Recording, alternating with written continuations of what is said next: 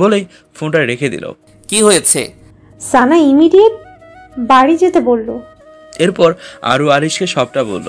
তাহলে আমাদের কালকে ফিরতে হবে আরু পাখি? কথাটা শুনতে আরুষির মন খারাপ হয়ে গেল। আগে সানার ব্যাপারটা দেখা উচিত, ঘুরতে তো পরেও আসা যাবে। সমস্ত জামা কাপড় প্যাকিং করে আরিশ আর আরুষি ব্যালকনিতে বসে আছে আর বাইরের সমুদ্রের ঢেউ দেখছে। কথার মাঝখানে হঠাৎ আরিশ বলে উঠল, তোমার কখনো ইচ্ছা হয় না আরু পাখি এটা জানতে যে তোমার বাবা কেন তোমাকে পছন্দ করেন না, কেন সব সময় খারাপ ব্যবহার করেন তোমার সাথে? কথাটা শুনতেই আরুর বুকের ভেতর ধুক করে উঠল। তাহলে কি আরিশ সব জেনে গেছে? আরুষি কাঁপা কাঁপা গলায় বলল, আপনি হঠাৎ এই সমস্ত কথা বলছেন? না মানে আপনি তো আর এইসব বলেন না কখনোই, তাই জিজ্ঞেস করলাম আর কি।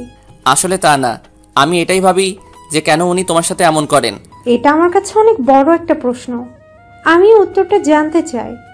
আরু মনে মনে বলল, আপনার সঙ্গে আমিও জানতে চাই, তবে আমি আপনার সঙ্গে যা যা করছি তার জন্য আপনি আমাকে ক্ষমা করবেন না।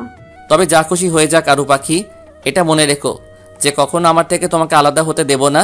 সে যা কিছুই হয়ে যাক সবসময় নিজের সাথেই আগলে রাখবো। সকাল 8টার সময় এমার্জেন্সি টিকিট কেটে আরু আর আরিশ ঢাকায় পৌঁছেছে। সেই ভোরবেলা থেকে সানা ফোন করেই চলেছে যাতে ওরা তাড়াতাড়ি চলে আসে। আরু বাড়ি আসতে আরুকে সানা টেনে নিয়ে ওর ঘরের মধ্যে ঢুকিয়ে নিয়েছে, ওকে চেঞ্জ অব্দি করতে দেয়নি। সারা রাত ঠিক করে চিন্তায় চিন্তায় ঘুমোতে পারেনি আরু। একদিকে আরিশকে নিয়ে চিন্তা, অন্যদিকে ওর বাবাকে নিয়ে চিন্তা, আর এদিকে সানার। সকলের চিন্তায় একসঙ্গে ছোট্ট মাথাটা বড্ড বেশি প্রেসার দিচ্ছে তার। মাথা ব্যথা করছে প্রচন্ড, কিন্তু এখন যদি সে কথাটা ও সারাকে বলে তাহলে সানা ভাববে আরু হয়তো ওকে সাহায্য করবে না বলেই এমনটা বলছে, তাই আরু কিছু বলতে পারছে না। কি রে, তুই কিছু বলছিস না কেন? বল, আমি কি করবো এখন? আরু নিজেকে ক্রমশ স্থির রাখার চেষ্টা করছে, দেন বলল, দেখ সানা, জেদ করিস না। আমার মনে হয় তোর আরফ ভাইয়াদের বাড়ি যাওয়া উচিত। আর তুই বললেও আমার মনে হয় না বাবা তোর কথা শুনবেন, তাই বেকার জেদ করিস না, তাহলে খামোখা বকা খাবি সকলের কাছে। আরু, তুই এরকম বললি তো সকলের মতো? আমাকে কেউ বুঝলো না বলেই ন্যাকা কান্না করে। দেখ সানা, তুই যেটা ভাবছিস সেটা না, তোর ভালোর জন্যই বলছি। তুই যদি আরফ ভাইয়াকে বিয়েটা করতে না চাস তাহলে ওনার সঙ্গে একান্তে কথা বলে সরাসরি ওনাকে জানা যে তুই ওনাকে বিয়ে করতে চাস না, তাহলেই তো সব সমস্যা মিটে যায়। ওনার সাথে আলাদাভাবে আমি আর কথা কোনোভাবেই না। বাবা, উনি মানুষটা ডাকাত, আমার ওনাকে খুব ভয় লাগে। সানা, তুই কিন্তু এবার একটু বেশি জেদ করছিস। এরকম করলে আমি কিন্তু তোকে কোনো সাহায্য করব না, বলে দিলাম। আচ্ছা, আমি ওনাকে গিয়ে সব বলবো, তবে তোকে আমার সঙ্গে যেতে হবে। হঠাৎ বাইরে থেকে আরিশ এসে বলল, হ্যাঁ তোর সঙ্গে যাবে, তবে তার আগে আমার বউটাকে তুই আমার সঙ্গে যেতে দে। সানা আরুকে হালকা করে ওর কাঁধ দিয়ে ধাক্কা মেরে বলল। উফ, ভালোবাসা। আরু সারার দিকে অবাক চোখে তাকালো, তাকিয়ে বলতো, সানা, এইসব কি কথা? আরু পাখি তাড়াতাড়ি এসো। না, ও যাবে না। আমি এখন ওর সঙ্গে একটা ইম্পর্টেন্ট কথা বলছি, আমার কথা শেষ হলে তারপর যাবে। আরু পাখি আসবে কি আসবে না? আরু আরিশের দিকে কাঁচোমাচো মুখ করে বলল, ভাইয়া, ও একটু পরে যাচ্ছে, তুই এখন যা তো। আরিশ এবার আরুর কাছে গিয়ে আরুকে কোলে তুলে নিয়ে রুম থেকে বেরিয়ে গেল। আরু শক্ত করে আরিশের গলাটা জড়িয়ে ধরেছে ওর হাত দুটো দিয়ে।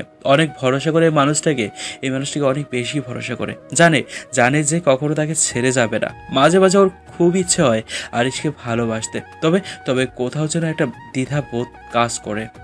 তাই জন্য হয়তো এখনো ভালোবাসি কথাটা বলে উঠতে পারেনি।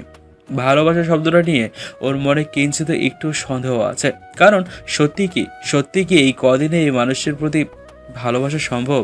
কোনোভাবেই সম্ভব? ভালোবাসার কোনো সময় লাগে না, সেটা মন মানলেও মস্তিষ্কটা কিছুতেই যে মানতে চায় না, বারবার বিরোধিতা করে মন তার। ভালোবাসি শব্দটা বলার সুযোগটা কেউ পাবে? কখনো পাবে? আরিশ ওকে কোলে করে নিয়ে ওয়াশরুমে চলে গেল। ওয়াশরুমে ঢুকতে দেখে আরিশকে বলল, এই কি, আপনি ওয়াশরুমে নিয়ে যাচ্ছেন কেন? আরিশ আরুষিকে শাওয়ারের নিচে দাঁড় করিয়ে নিজেও দাঁড়ালো। তারপর শাওয়ারটা ছেড়ে দিতেই জলগুলো পরে দুজনের শরীরকেই ভিজিয়ে দিল। তোমার যে মাথা ব্যথা করছিল তাও তুমি ওখানে বসেছিলে কেন? সানাকে তো বলতে পারতে, বলে কি চলে আসা যেত না? আরু অবাক চোখে আরিশের দিকে তাকালো। মাথা থেকে টপ টপ করে জলের ফোঁটাগুলো চোখে মুখে আছড়ে পড়ায় ঠিক করে তাকাতেও পারছে না। তাই কোনো রকমে পিটপিট করে আরিশের দিকে তাকিয়ে বলল, আপনি কি করে জানলেন যে আমার মাথা ব্যথা করছিল? আরিশ আরুর কোমর জড়িয়ে ধরে নিজের কাছে টেনে নিয়ে বলল, ভালোবাসা আরু পাখি, সবই ভালোবাসা। যেদিন তুমিও আমাকে আমার মতো করে ভালোবাসবে সেদিন তুমিও বুঝবে আমার প্রতিটা হৃদয়ের স্পন্দন। তোমার অনুভবে শুধু আমিই থাকবো, তোমার আসক্তিতে পরিণত হব আমি। তখন আমি বিহীন তুমি কিছুই নয়। প্রতিটা মুহূর্তে তুমি আমাকে পেতে চাইবে। এমনই এক ভালোবাসা বাসতে হবে তোমাকে, যেমনটা আমি তোমাকে বাসি আরু পাখি। তাই বুঝতে পারি তোমার না বলা সত্ত্বেও তোমার এই অজানা অনুভূতিগুলো। তুমিও এমন এক অনুভূতিতে একদিন জর্জরিত হবে। তবে সেদিন হয়তো আর সুযোগ থাকবে না যদি কোনো ভুল করো। সুযোগ থাকবে না। কথাটা শুনেই আরুর সমস্ত শরীরটা যেন কেঁপে উঠল। আরিশের কথার মধ্যে যে কোথাও একটা গভীর ইঙ্গিত রয়েছে সেটা আরও বুঝতে পারলো। তবে সত্যিই কি ভুল করেছে ও আরিশকে এভাবে ঠকিয়ে? যেখানে ওরা আরিশকে সমুদ্র সমান ভালোবাসার কথা, এক সমুদ্র সমান। আরিশ আরুষিকে ঝাঁকিয়ে বলল, কি হলো আরু পাখি, কি ভাবছো এত? আরুষি চমকে গিয়ে বলল, কই কিছু না তো।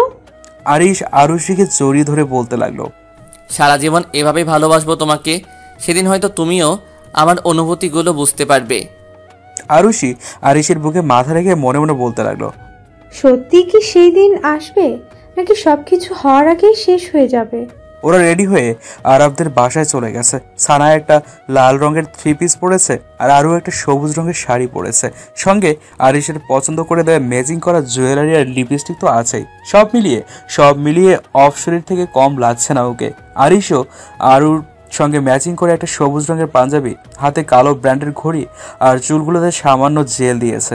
আরু তো আরিশকে দেখেই ক্রাশ খেয়েছে। ড্রয়িং রুমে সকলে বসে আছে আর সকলের নজর এখন সানার দিকে। ভয়ে বেচারি গুটিসুটি হয়ে গেছে। আরুও বেশ নার্ভাস ফিল করছে সানাকে দেখে। সারা রাস্তা সানাকে সাহস দিতে দিতে এসেছিল আরু, তবে এখানে এসে ভয়ে কেমন গুটিসুটি হয়ে গেছে মেয়েটা। আন্টি আরব কিন্তু ওর সাহসিকতা পরিচয় দিয়েছে। আমি ভাবিনি যে সারাক্ষণ ভিজে বিড়ালের মতো হয়ে থাকে। সে এভাবে নিজের বিয়ের প্রস্তাবটা নিজেই দেবে। I am impressed. তুই আমার কথা বলছিস? তুই নিজে তো একটা ভিজি বিড়াল। মনে নেই 6 মাস আগের কথা, যখন বাপের অ্যাক্সিডেন্ট? আরব কিছু বলতে যাবে তার আগেই আরিশ ওকে থামিয়ে দিল। সে তুই যাই বলিস না কেন, তোর সাহস আছে ব্রো। আরব কিছু বলতে বলতেই আরিশ যে ওকে থামিয়ে দিল সেটা আরুর চোখ এড়ায়নি। ভাবির অ্যাক্সিডেন্ট কথাটা মানে আরুষের অ্যাক্সিডেন্টের কথা ওরা বলছিল। আরব কথাটার মাধ্যমে যা ইঙ্গিত দিল তা পুরোটা শুনতে পারলো না আরিশের জন্য। আরুষির মনে এখন অনেক প্রশ্ন যাচ্ছে। তাহলে আরিশ কি আরুষিকে অনেক আগে থেকেই জানে? কিন্তু ওদের তো আলাপ সবে মাত্র 3 মাস হবে, তাহলে কিভাবে? এদিকে সকলের কথা শুনছে সানা আর প্রচন্ড অস্বস্তিতে ভুগছে। প্রচন্ড বিরক্তি লাগছে ওর।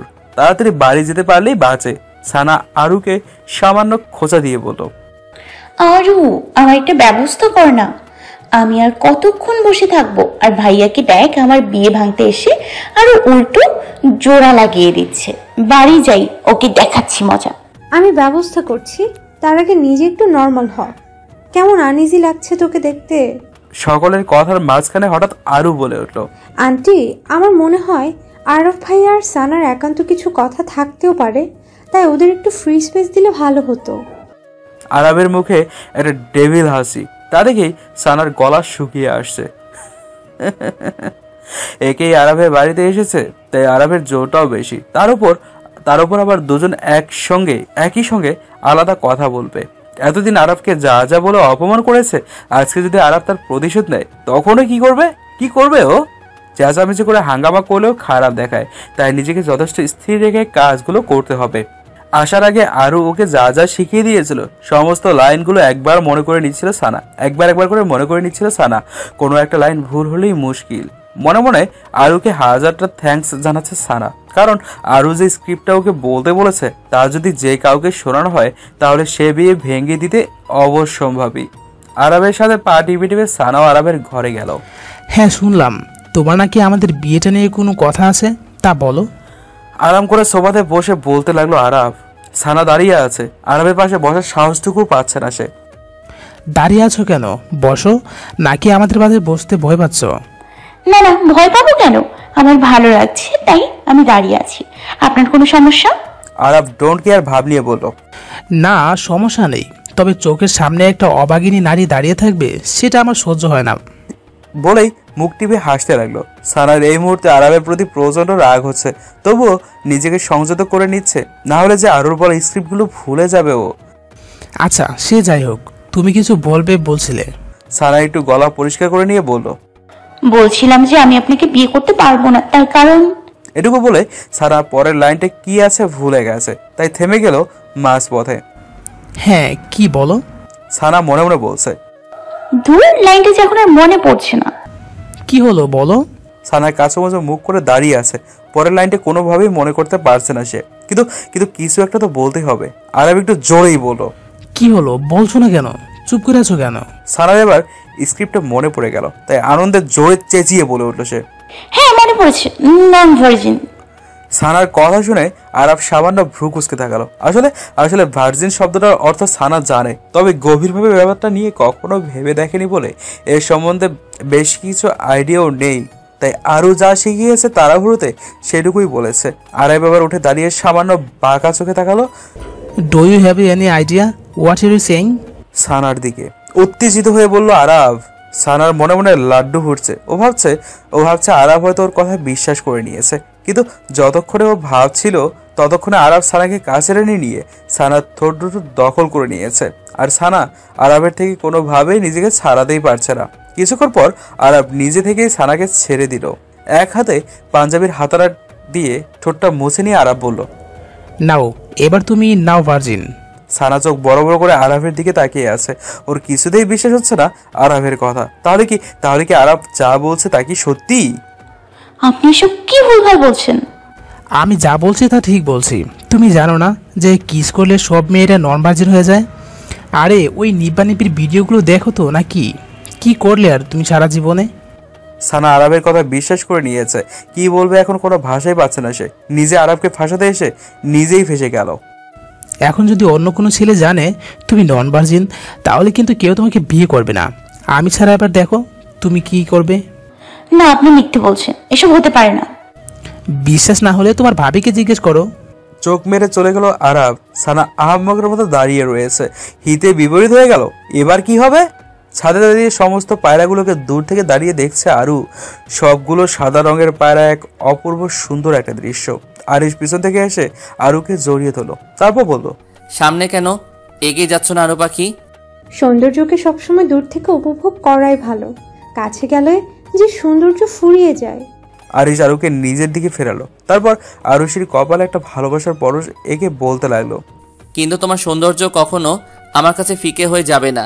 তুমি যেমন আমার কাছে সারা জীবন তেমনটাই থাকবে।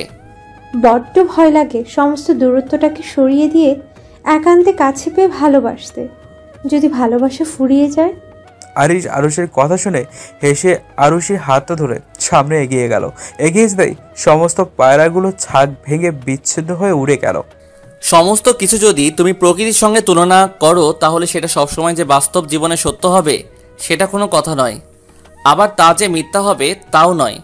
জীবনটাকে নিজের মতো করে উপভোগ করতে হয় আরু পাখি। যদি তোমার মনে হবে যে তোমার আমাকে প্রাণ দিয়ে ভালোবাসা উচিত, তো তুমি সেটাই করবে।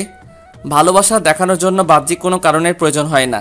যে সমস্ত ভালোবাসায় কিন্তু নামক বস্তু থাকে তা কোনো ভালোবাসাই নয়, নিছকই আবেগ, যা একটা প্রকৃত ভালোবাসার সামনে তুচ্ছপ্রায়ই। প্রকৃতিকে তুমি যতটা দেবে প্রকৃতিও তোমাকে তার দ্বিগুণ ফিরিয়ে দেবে। ঠিক তেমনি তুমি আমাকে যতটা ভালোবাসবে তার 1000 গুণ আমি তোমাকে ফিরিয়ে দেব। তা তুমি আমাকে ভালো না বাসলেও তোমার প্রতি আমার ভালোবাসার পরিবর্তন হবে না কখনোই। আপনি আরুষি নিজের মাথাটা আরিশের বুকে ঠেকালো। আরিশের বুকে আরুর মাথাটা রাখতেই অদ্ভুত এক প্রশান্তি অনুভব করলো আরু। এটা যেন নিরাপদ আশ্রয়, যেখান থেকে ও কখনো বঞ্চিত হবে না। ভালোবাসার সংজ্ঞাটা যেন আরিশ নিজের ভালোবাসা দিয়ে আরুকে বুঝিয়ে দিয়েছে। তাই হয়তো সব কিছু এত সহজ লাগছে। আরিশও পরম যত্নে আরুষিকে জড়িয়ে ধরে মাথায় হাত বুলিয়ে দিতে লাগলো। আরবদের বাড়ি থেকে ওরা চলে এসেছে অনেকক্ষণ হয়েছে। সানা এখনো রুম থেকে বেরিয়ে হয়নি। এদিকে বাড়ির সকলেই খুব চিন্তা করছে হঠাৎ কি হলো যে ওখান থেকে আসার পর সানা বাইরেই আসছে না। আরু মামুনি, তুই একটু গিয়ে দেখ তো সানা কি করছে। মেয়েটা সে কখন ঘরে ঢুকেছে, তারপরে তো আর কিছুই বলছে না যে আরাফকে পছন্দ কিনা। আচ্ছা মামুনি, তুমি টেনশন করো না, আমি যাচ্ছি। সানা দরজা দিয়ে বসে আছে আর আরবের বলা কথাগুলো ভাবছে। দরজায় টোকা পড়তেই বাস্তব জগতে ফিরে এলো সানা। কে? আমি আরব। আরুষির গলা শুনে সানা দরজা খুলে দিয়ে তাড়াতাড়ি করে আরুষির হাত ধরে ঘরের মধ্যে টেনে নিয়ে গিয়ে দরজা বন্ধ করে দিল আবারও। দরজা খুলছিস না কেন? সবাই চিন্তা করছে তো। আরে ওনাকে ফাঁসাতে গিয়ে তো আমি নিজেই ফেসে গেলাম। কেন, কি হয়েছে? সানা এরপর যা যা হয়েছে সবকিছু আরুকে বলে দিল। সানার কথা শুনে ওরা হাসতে হাসতে পেট ফেটে যাবে এরকম অবস্থা।